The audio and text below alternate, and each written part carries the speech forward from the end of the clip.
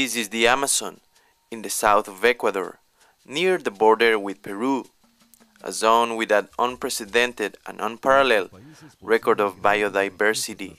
Here there are not only hundreds of animals and plants endemic to the region, but also many indigenous tribes, with little or no contact with what we call modern life and society. There is also copper, uranium and gold underneath, along with many other materials. Without counting the oil industry, so far in this area inside El Pangui County, there have been only artisanal miners, operating in small and isolated pockets of unregulated activity in the outer regions of the jungle.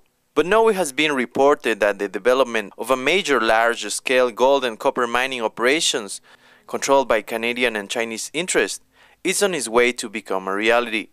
On the first of such contracts, a Chinese capital control operation called Ecuadorian Sociedad Anónima will produce copper in a project called El Mirador in the Zamora-Chinchipe province, here in the rainforest jungle of southeast Ecuador. The possible eventual contamination of the jungle from this mining project could be the cost of Ecuador's new social justice reforms and future development. The Korean administration has implemented a wide range of social-oriented policies, like public infrastructure projects and incremented spending in education and public healthcare. Oil future production has been sold to pay for this very expensive makeover of Ecuadorian society. However, to the majority of Ecuadorians' dismay, oil production has been falling steadily over the last few years, sparking concerns over how long the country's oil supply will really last, and with it, Ecuador's main source of income. The new Ecuadorian constitution, born out of a truly diverse and widely supported grassroots movement, is maybe one of the first and few in the world to officially recognize constitutional rights to nature. The constitutional language to refer to nature is Mother Nature, or Pachamama, for its wording in Quechua, the more popular indigenous language, and demands harmony between extraction and conservation of natural resources and life in any form. The conflict comes because at the same time the Ecuadorian state survives on a raw material-based economy. So to deal with this built-in contradiction, the administration policy is to have a well-regulated industry that redistributes the wealth, leaving a great portion of revenues in the zone where the minerals are being harvested. So, is it possible to mine and harvest raw materials while respecting the biodiversity and human life in the rainforest jungle? According to William Sacher, a French hydraulics engineer who is studying Ecuador, historically, large-scale mining projects have a bad track record with environmental pollution. One has to understand that this tendency we observe right now to build this type of open pit mine and gigantic mines, it just corresponds to a paradoxical moment we are experiencing, and the mining industry is experiencing. On one side, you got like an exhaustion of the deposits, the rich deposits, no, the deposits which have like a high mineral load, and on the other side you got like a tremendous increasing of the mineral demands, of the global mineral demands, no. So to answer to this kind of paradox, the mining industry just go through a process of expanding, no, the exploitation, and more and more exploiting deposits of less concentration. For every golden ring, 20 tons of rubble are produced. For every ton of copper, between 30,000 and 50,000 liters of water are spent. And all that cyanide contaminated water left over is not only difficult to contain and store, but can also contaminate surrounding areas and water sources for hundreds of years or more when spilled or leaked. you can just in terms of just good sense. No, you don't need to be a earth scientist or or to know about epidemiology to understand that with this kind of dimension, with this tremendous production of waste, and this demand in terms of energy and water, the contamination of the water, you don't need to have this knowledge to understand that it's almost impossible to either control or predict, diagnose and predict all the impacts this exploitation are going to have on either on public health or the ecosystem, the Earth's ecosystem as a whole. According to the Vice Chair of the Ministry for Energy and Mines, government measures seeking to control the exploitation of minerals can help offset the possible risk of environmental damage by the mining operations. El cambio de mentalidad del país ha generado que tengamos una nueva estructura constitucional legal que nos permite una extracción de los recursos naturales de manera racional.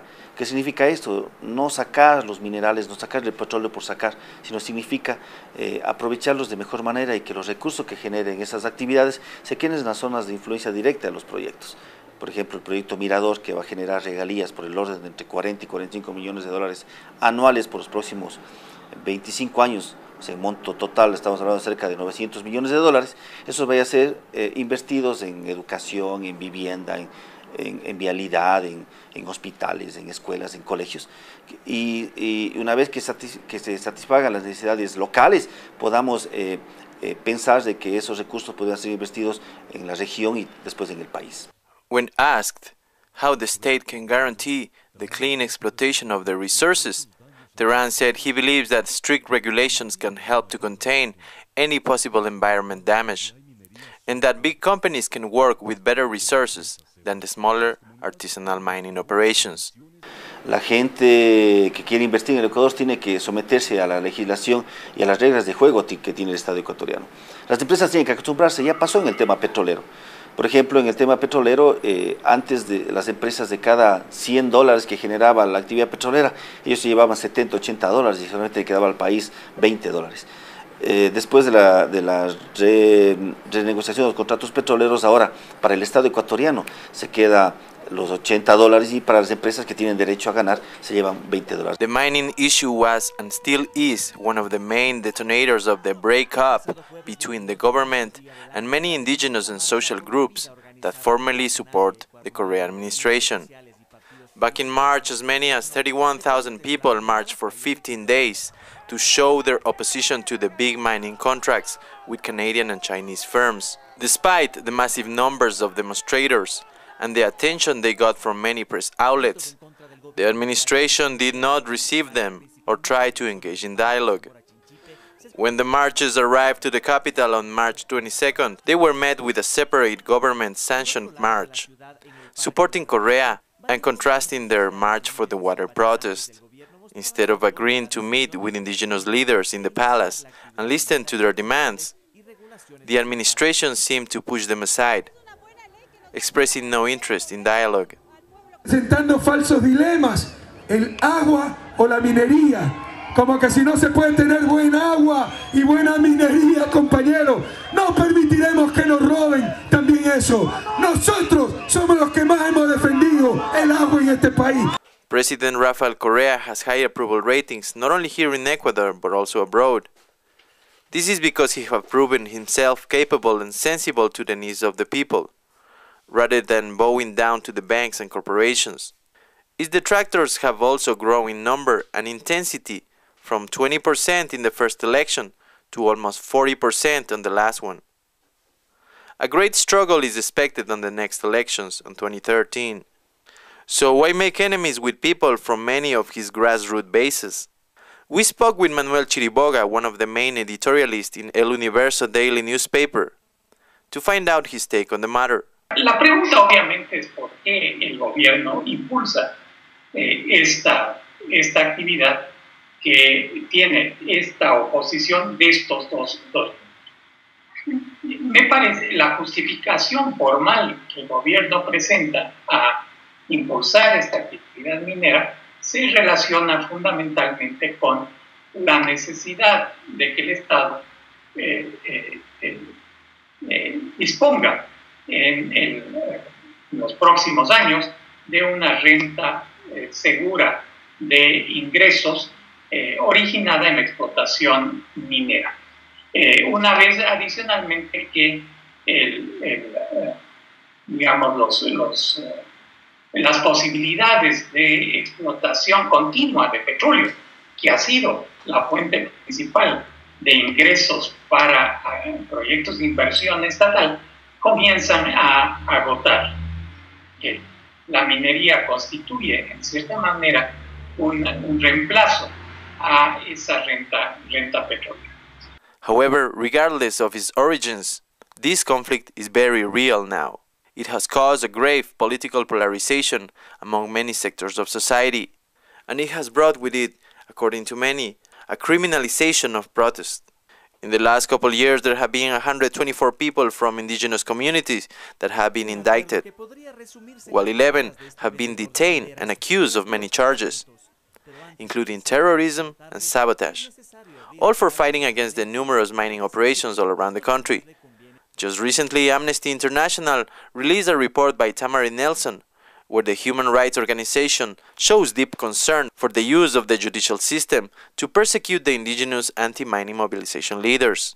According to the report, after long periods in jail, most of the charges have been dropped by the judge, showing insufficient investigations or even the use of criminal charges for political purposes, arresting and intimidating the leaders of a growing sector of the population who feels that they were not properly informed and consulted about the mining projects in their lands.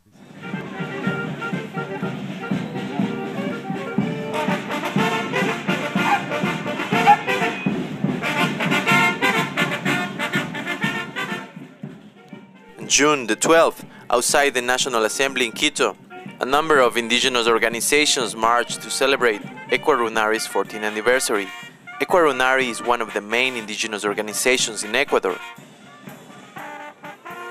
There I got a sense of how some of the highest ranked indigenous leaders in Ecuador feel about Rafael Correa's administration. Primero, un desconocimiento total de los pueblos indígenas. Desconoce el fundamento de las demandas de los pueblos indígenas, sin embargo dice respetar los derechos de la naturaleza, pero al momento de abrir y dar apertura a la frontera petrolera está en contra de los derechos de la naturaleza y además es inconstitucional.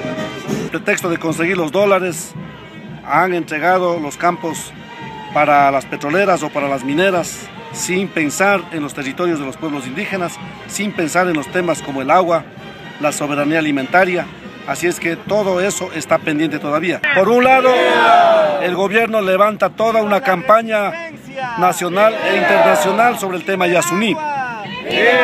Y cuando nosotros luchamos porque se respete el Yasuní, la cordillera del Cóndor y muchos otros lugares, resulta que somos terroristas. Por supuesto que hay una enorme contradicción. Hay calificación de terroristas, hay persecución, hay muchos líderes sociales enjuiciados, otros encarcelados, otros autoridades destituidos. The high prices of oil over the last few years have provided around 60% or more of the cash for the ever-growing budget. But as oil production declines and public needs keep growing, the responsibility to obtain revenues will be shifted to the mining sector in the near future. This is likely to happen independently of which administration is in office and its political flag.